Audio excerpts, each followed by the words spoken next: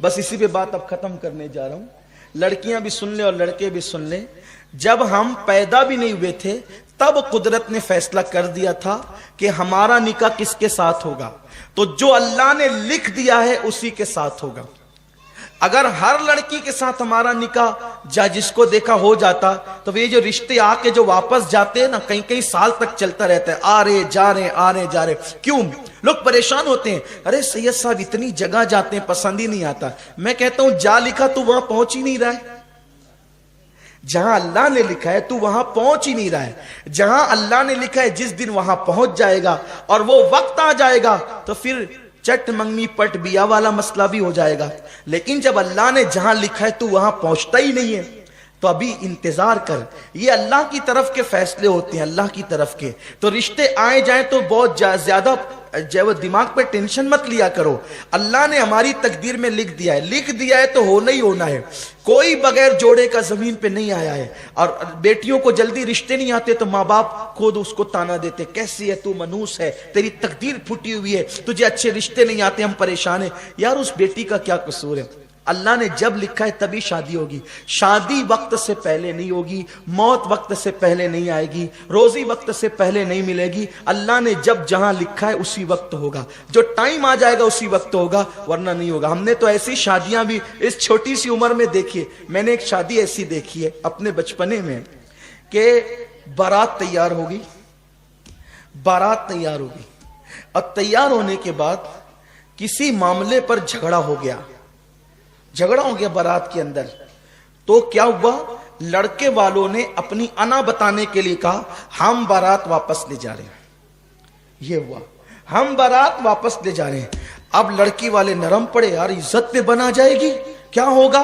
उन्होंने हाथ जोड़े, पैर पकड़े, खुदा के लिए ऐसा मत करो, गरीब की इज्जत से मत खेलो, चलो जो हुआ माफी मांगते लेकिन मत जाना। नहीं हम तो जाएंगे।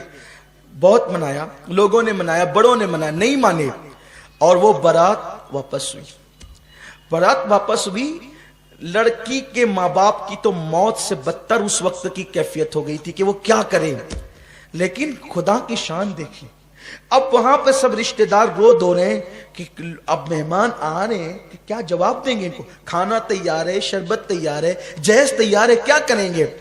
ऐसे में एक लड़का अपनी माँ और अपने बाप के साथ शादी में शिरकत के लिए आया था और वो बहुत मालदार घराने के थे। वो जो बारात आई थी उससे बहुत मालदार घराने के वो लोग थे।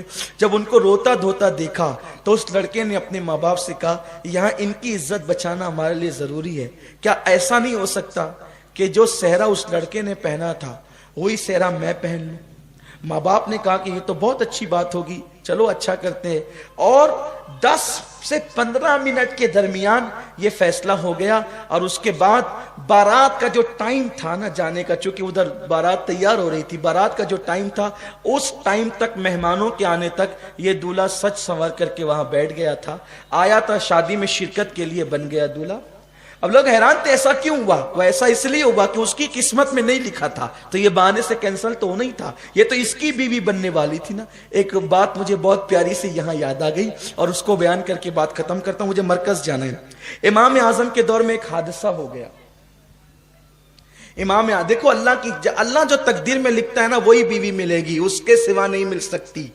इसलिए जरा चक्कर में कम रहा करो कि इधर जैसे बिल्ली की नियत छिछड़े में होती है ना, इधर मुंह डाला। हंसने की बात नहीं है, हंसने की बात नहीं, इबरत हासिल करो। इधर मुंह डाला, उधर ताक, उधर झांक, ये सब बंद करो। इस्लाम का कानून नहीं है, इस्लाम इससे मना करता है। किसी के घर में झांकने से इस्लाम मना करता है। ताक झांक बंद करो। गलियों के अंदर साइकिल लेकर के घूमा तो इधर मुंह डाला, उधर देखा, कोई काम नहीं। गाड़ियां लेकर जबरदस्ती फिर रहे हैं, साइकिल लेकर जबरदस्ती फिर रहे हैं। अल्लाह ने जो तकदीर में लिखा है। और सुनो, अगर शादी से पहले बदकारी करोगे तो फिर पाक बीवी नहीं मिलेगी।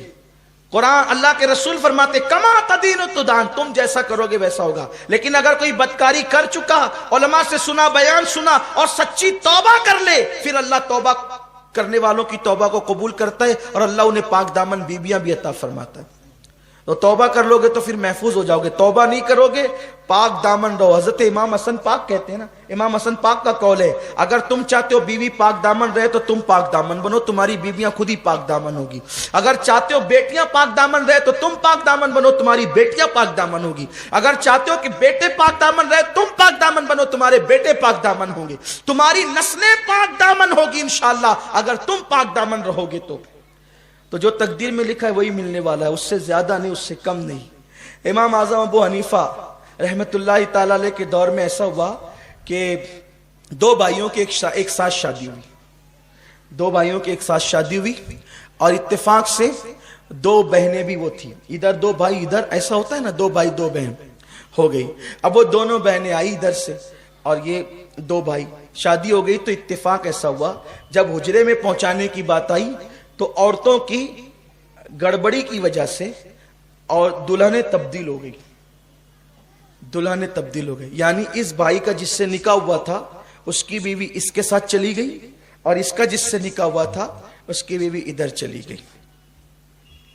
जब अब रात तो गुजर गई, सुबह हुई, तो सुबह होने के बाद ये बात खुल गई कि भाई वो जो औरतों की कोताही की वजह से दुल्हन तब्दील हो गई, इसकी इसके साथ चली गई, इसके इसके साथ चली गई।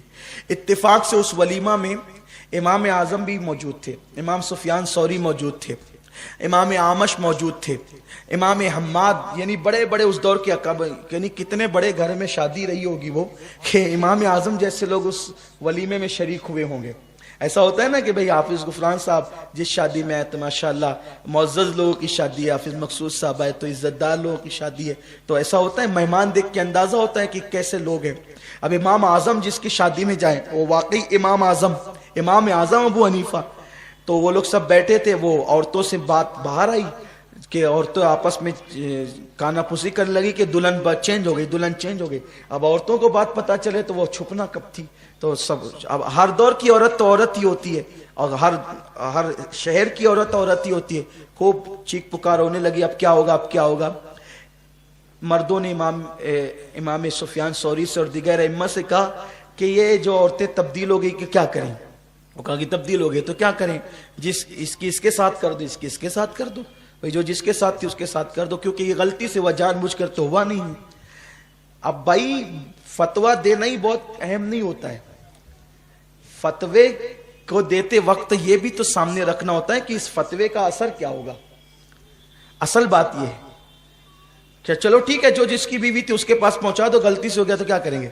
भाई दो बहनें हैं, दो भाई है, एक घर में रहते हैं, अब इसने इसके साथ रात गुजारी, इसने इसके साथ रात गुजारी, अब इसको फिर इसके पास भेजे, इसको इसके पास भेजे, तो ये जिंदगी भर एक दूसरे से नजरें मिला सकेंगे, दोनों भाई एक दूसरे को देख सकेंगे, क्योंकि ये तो इसकी बीवी के साथ गुजार चुका है रात, वो उसकी बीवी के साथ रात गुजार चुका है। तो घर वालों को थोड़ा सा तरह कि भाई चलो ठीक है, जो बीवी जिसकी उसकी उसके पास रहेगी, लेकिन ये रात कहीं और गुजार चुकी है और वो सारी जिंदगी नजर उठा के एक दूसरे को देख सकेंगे, क्या करेंगे। लेकिन उस महफिल में खुशनसीबी उनकी ये थी कि हमारा इमाम इमामुल अइम्मा सिराजुल उम्मा काशिफुल गुम्मा नौमान बिन साबित, जिस पर फिक्र को नाज है, जिस पे इस्लाम को नाज है, जिस पर मुस्तफ़ा जाने रहमत को नाज है, वो इमाम आजम अबू हनीफा फरमाते हैं ये फतवा तो अपनी जगह है कि हर औरत अपनी शौहर के पास चली जाए, लेकिन कुछ समाज का भी तो मामला है, कुछ घरेलू भी तो मामलात है। एक काम करो, दोनों दूल्हे को मेरे पास बुलाओ। वो दोनों दूल्हे आए, आपने उससे पूछा तूने जिसके साथ रात गुजारी वो तुझे पसंद है? उसने कहा हाँ। दूसरे से कहा तूने जिसके साथ रात गुजारी वो तुझे पसंद है? उसने कहा हाँ। फरमाया अब एक काम करो, तुमको ये पसंद है जिसके साथ तुमने रात गुजारी, तो ये जो तेरी बीवी थी तेरे निकाह में थी, तू उसको तलाक दे दे और तू इसके साथ निकाह कर ले जिसके साथ तूने रात गुजारी, और तू इसको तलाक दे दे और ये इसके साथ निकाह कर ले जिससे रात गुजारी। क्योंकि निकाह के बाद अगर विदाई और खलवत नहीं हुई है तो तलाक दी जाएगी, तो उसमें इद्दत गुजारना नहीं पड़ेगा। तो इधर उसने उसको तलाक दे दिया, इधर उसने उसको तलाक दे दिया, और जिसने जिसके साथ रात गुजारा वो उसी की बीवी हो गई, इसने इसके साथ रात गुजारा उसी की बीवी हो गई। देखो निकाह होने के बाद भी कुदरत ने जहां लिखा था, जो जिसको मिलनी थी वो उसी को मिली ना, निकाह भी हो गया है। निकाह होने के बाद भी तो कुदरत का लिखा नहीं टलता, ला तब्दील ले कलिमातिल्लाह। तो और लड़कियों को अगर रिश्ते लेट आते हैं वो बहुत बेचैन होती है कि अरे मुझे रिश्ते नहीं आ रहे हैं, फिर वो कभी कभी गलत कदम उठाती है। लड़के भी उनका अच्छा रिश्ता नहीं होता, बहुत फील करते, अरे यार जो देख के जाता है फिर ना कह देता है, मेरे अंदर कमी कैसे ये सब बताएं, देख के जाते ना कहते। मेरे भैया तेरे अंदर कोई कमी नहीं है, वो तेरे लिए लिखी नहीं थी जिसके माँ बाप तुझे देखने आए थे। मेरी बेटी तेरे अंदर कोई कमी नहीं है, वो तेरे लिए लिखा हुआ नहीं था जिसके लिए जिसके माँ बाप तुझे देखने आए थे। अरे जिस दिन लिखा हुआ आ जाएगा फिर उस दिन नहीं भी देखेंगे तो भी तेरा निकाह हो जाएगा। तो इसलिए अल्लाह के फैसलों पे राजी रहना चाहिए और अपनी बेटियों का निकाह वहां कीजिए जो लोग नबी ये पाक के वफादार हों। जो नबी का वफादार नहीं वो आपकी बेटी का भी वफादार नहीं हो सकता। अल्लाह